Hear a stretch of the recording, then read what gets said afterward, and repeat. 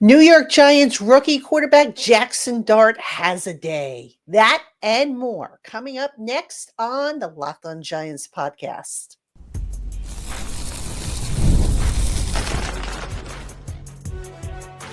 You are Locked On Giants, your daily New York Giants podcast. Part of the Locked On Podcast Network, your team every day. Hello, New York Giant fans, and welcome to another edition of the Locked On Giants podcast, part of the Locked On Podcast family, your team every day. I'm your host, Patricia Traina, credentialed member of the New York Giants media for Locked On, as well as for New York Giants on SI, which is where you can find all of our written work. And as always, we welcome on in our Blue Crew community members, our everydayers, our newcomers, and everybody in between. Thank you so much for spending part of your day with us here on the Locked On Giants podcast. And if you are listening to us for the first time, thank you for making us your first listen for the day. Today's episode of Locked On Giants is brought to you by Game Time. Download the Game Time app, create an account, and use our promo code Locked On NFL to get $20 off your first purchase. All right, Giant fans, on today's program, New York Giants rookie quarterback Jaxson Dart has himself a day. Probably his best practice of training camp, his best practice really since the spring. And so we'll talk a little bit about, that, what they've been doing, and just kind of how it's all coming together for the young man. Then in segment 2, we're going to talk about Abdul Carter, the other first-round draft pick by this team, and impressions of him. And, look, there's a lot to like about these two first-round picks that the Giants had in this year's draft. So we'll talk about Carter in segment 2.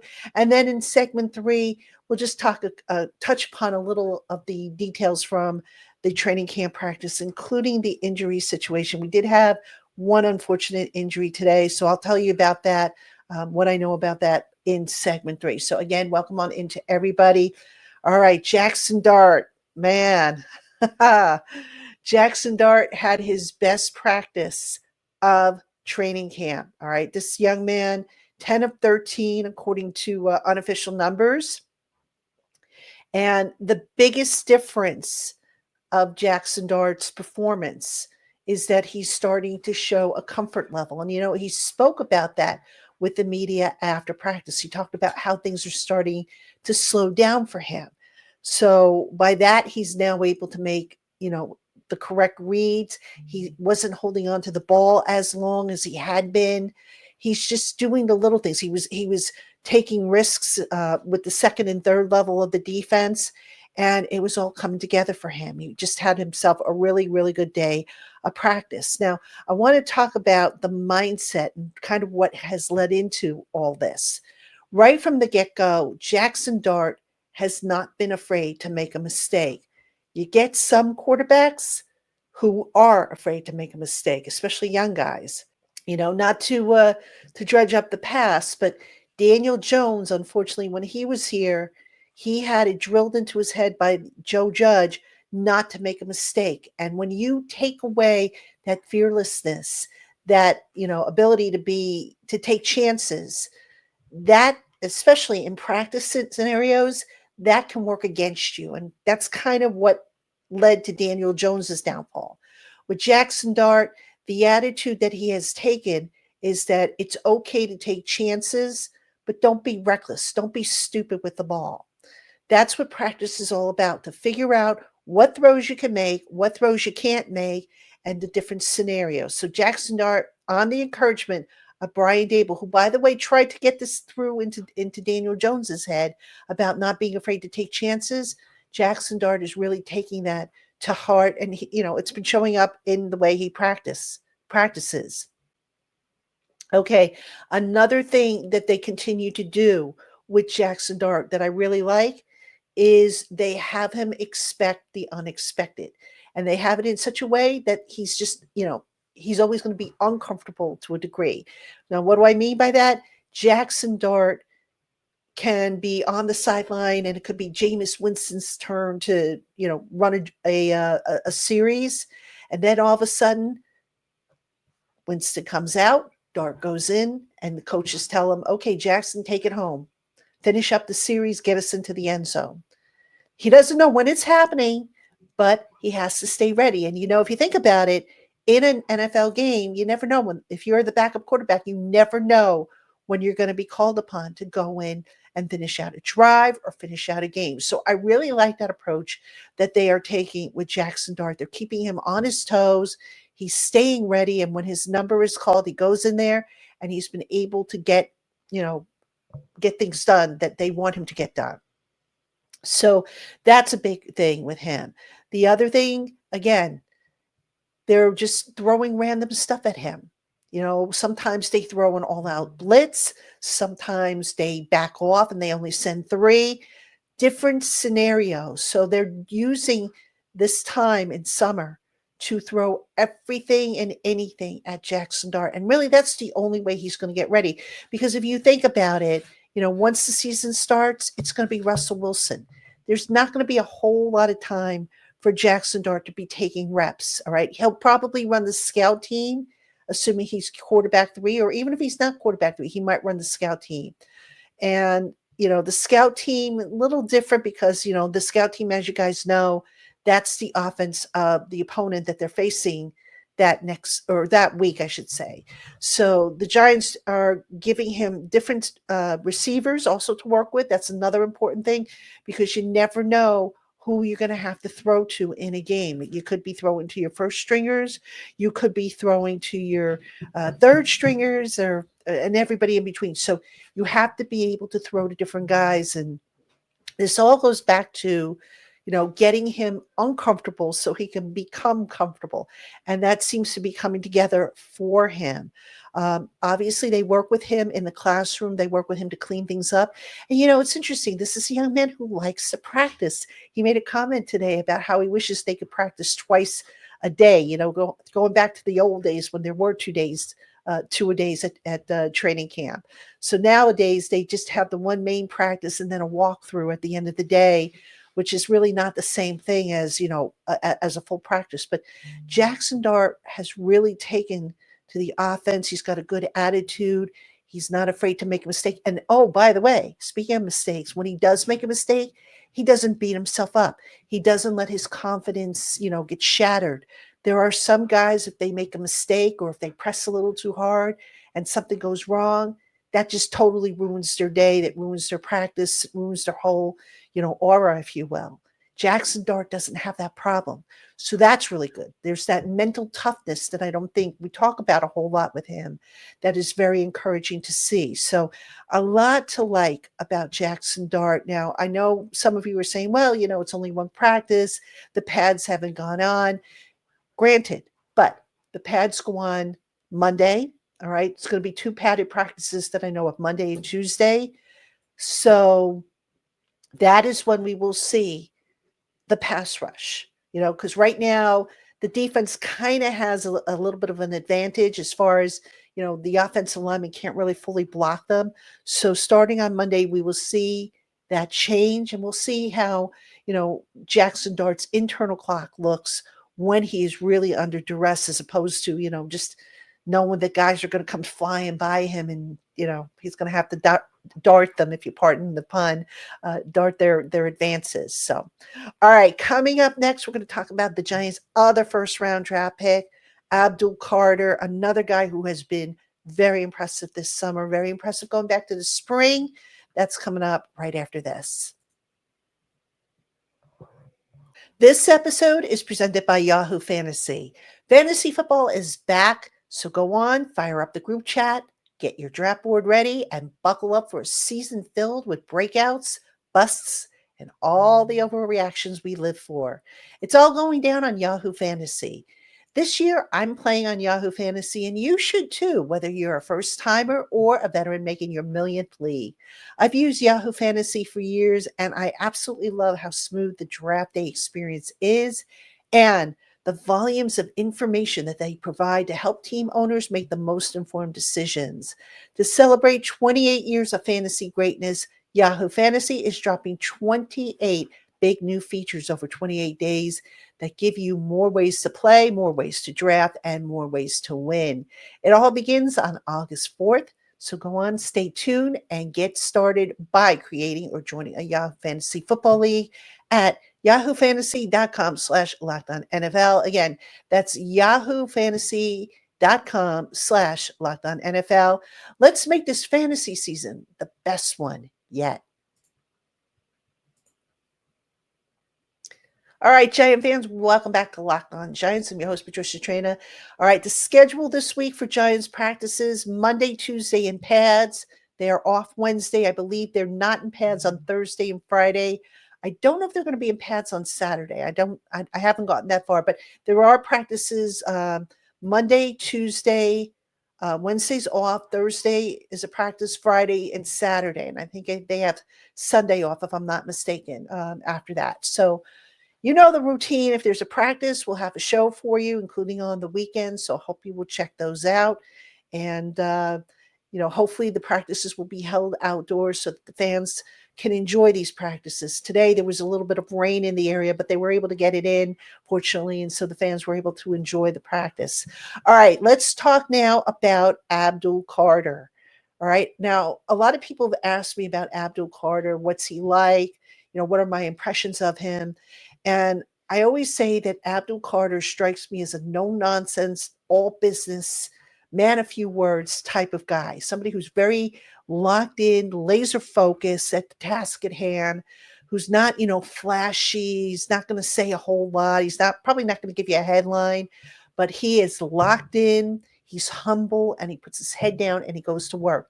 And these are all characteristics that you got to like in a guy like that. Okay. Now, Abdul Carter prefers to let his play do the talking. And let me tell you, his play has been doing the talking ever since he walked in the door back in the springtime. All right. Now, with Brian Burns not participating in the team portion of Sunday's practice, and Brian Burns, I'll get to a little bit more into that in the next segment with the injury thing. But Abdul Carter saw a lot of snaps in Brian Burns's place. And he kind of took advantage of it. I mean, he's got a dip move that is just pretty impressive. He just kind of gets so low underneath the taller offensive tackles that he goes up against. He had one play, for example, where he went up against Jermaine Illuminor, went around Illuminor, got into the backfield for what would have been a quote unquote sack. Okay. But Abdul Carter, what you kind of like about his game is, like I said, he gets so low. So, you're going up against offensive tackles who are 6'5", 6'6", and Abdul Carter's able to duck underneath them and get into the backfield. Just one of the many things that has really popped out about his game. The other thing that has really popped out about his game, and that I am really impressed, because a lot of times with rookies, you don't see this. Abdul Carter seems to have a pass rush plan.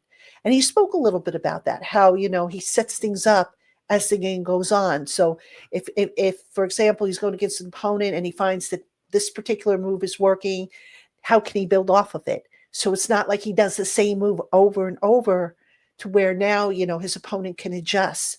A lot of times what you see with young pass rushers is they just look like they're fired out of a cannon. They don't have a plan. They just go at it, and, they flare their arms. They just, scratch and claw and do everything they can to get into the backfield. They don't have a plan. They don't have counter moves. They don't build from one rush to the next rush. All right. Abdul Carter does all this, which is basically, what you would see from a veteran. So you could tell the young man came in very polished as a pass rusher. And now that he's got, Burns and Thibodeau giving him advice, that's just helping him even more. So just really good showing by Abdul Carter. And like I said, when you have a pass rush plan, you're going to be successful in games. You're going to have a lot of pressures.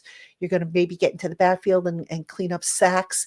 And what I'm interested to see once we get to the games in themselves is how many sacks can Carter. Now, I know sacks is technically, the end game for a defensive pass rusher. But also there's a matter of finishing. Sometimes when you see guys that have a lot of pressures but not a lot of sacks, you have to go back and look at the film and say, okay, did he finish as well as he could have? That's a problem that, Kayvon Thibodeau has had in the past, and he's admitted to that. I think with Abdul Carter, that won't be as much of a problem. I think he will finish a lot of his pass rushes, and we'll see what kind of numbers he pops up, he comes up with. But I have very, very high hopes for this kid. I think he can easily have 8 sacks, if not higher, as a rookie. Now, there's one other point I want to make about Abdul Carter that kind of impressed me. A lot of people tend to compare him to Micah Parsons of the Cowboys, and understandably so. They're both outside linebackers. They both played at Penn State. They both wore number 11 at Penn State. They were both first round draft picks, high first round draft picks. There's a lot of comparisons there. But here's the thing, Abdul Carter, for as much respect as he might have for Micah Parsons, he basically is like, I'm not Micah Parsons. I'm Abdul Carter. I'm going to play my game the way I know how to play, the way I play it best. And I've said this so many times when coaches always say, oh, next man up if there's an injury. Yeah, you bring up another guy to plug into a hole, but to expect that guy to do the exact same things at the exact same level as the guy they're replacing, it just doesn't happen. We're human. Every human is different, all right? It's not like they're robots that are coming off of a mass assembly line. So Micah Parsons is one guy, but Abdul Carter is basically telling people, look, I'm Abdul Carter. I'm going to play the game the way I know how to play it, the way I like to play it, the way that fits my style the best. And, I can't say enough about this young man's maturity.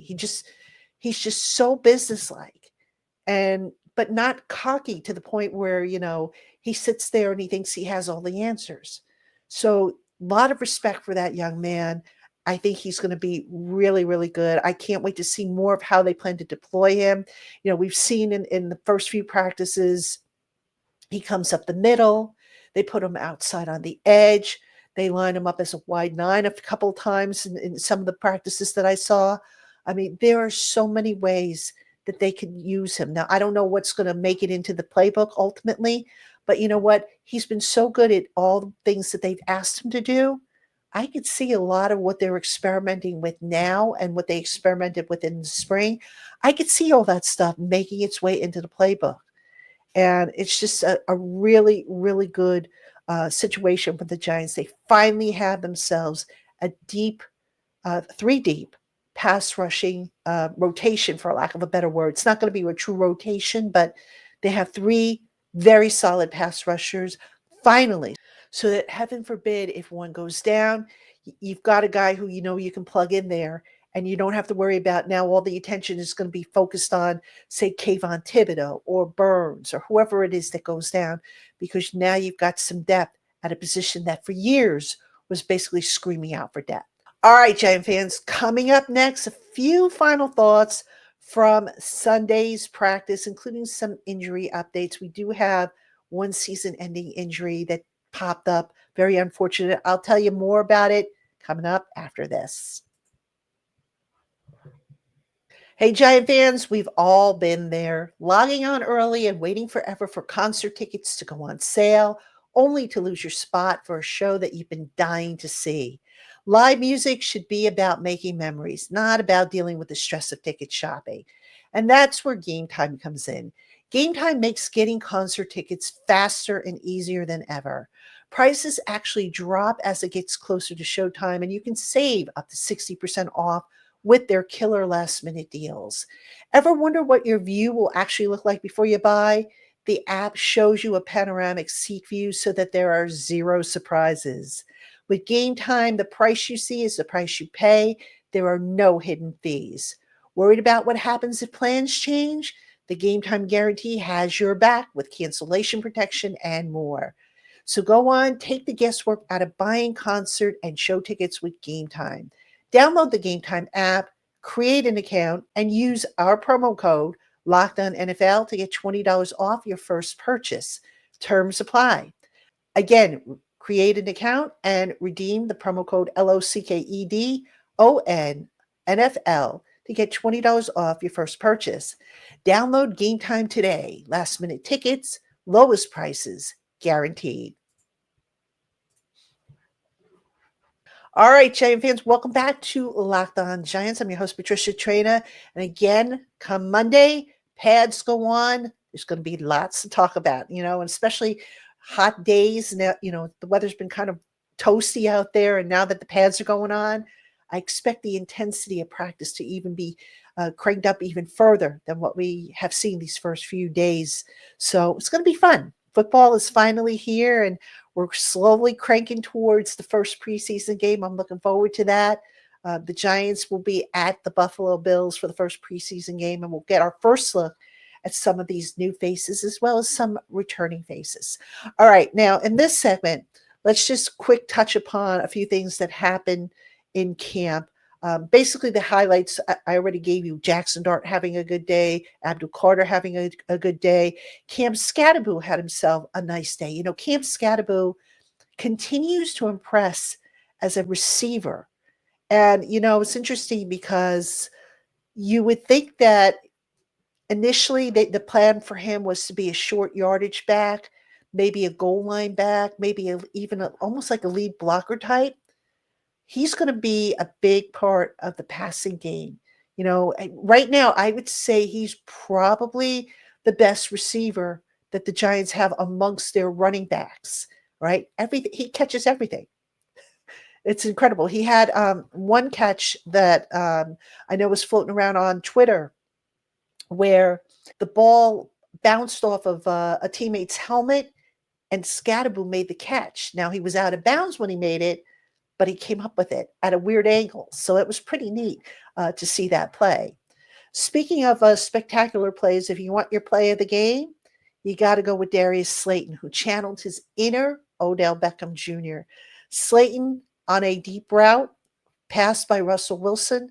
Slayton outstretched his arm, made a one-handed catch. He had Cordell Flott in coverage, and Tyler Newman was coming over with the deep help. Slayton caught the ball, stayed in bounds. It was probably the highlight so far of many highlights that the Giants have generated in 4 days of practices, but it was truly a highlight catch. All right. Now, some bad news. Unfortunately, Bryce Ford Wheaton, who was key on special teams for the Giants last year, that young man suffered a torn Achilles tendon. Went down. It was a non-contact injury. Went down, grabbed the back of his leg, had to be carted off. And unfortunately, he's going to miss the rest of camp and the season. This is his second Achilles injury in 3 years. So I hope that he is able to come back, continue his NFL career on his terms.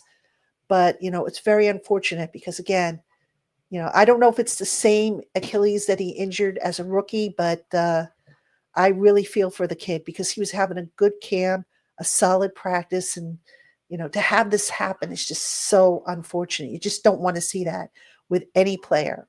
Now, a couple of other injury notes. Brian Burns and receiver Wan'Dale Robinson, who collided against each other back on Friday in Friday's practice, both of them were out there. They were able to go. But Burns did not take part in the team drills, all right? As I mentioned before, Abdul Carter got to play a few more snaps with the first team in place of Burns. So Burns basically just did individuals. Robinson was out there and seemed no worse for the wear, but then another thing with his knee. He either banged it on the ground or against somebody, but he had to come off the field. Now, the good news with Wan'Dale is that he didn't have to get carted off. He didn't have to go inside for further evaluation. He was able to stay on the field while the practice continued and wrapped up. He tried walking it off. He tried, riding the stationary bike to see if he couldn't keep it loose and get back out there. Wasn't able to.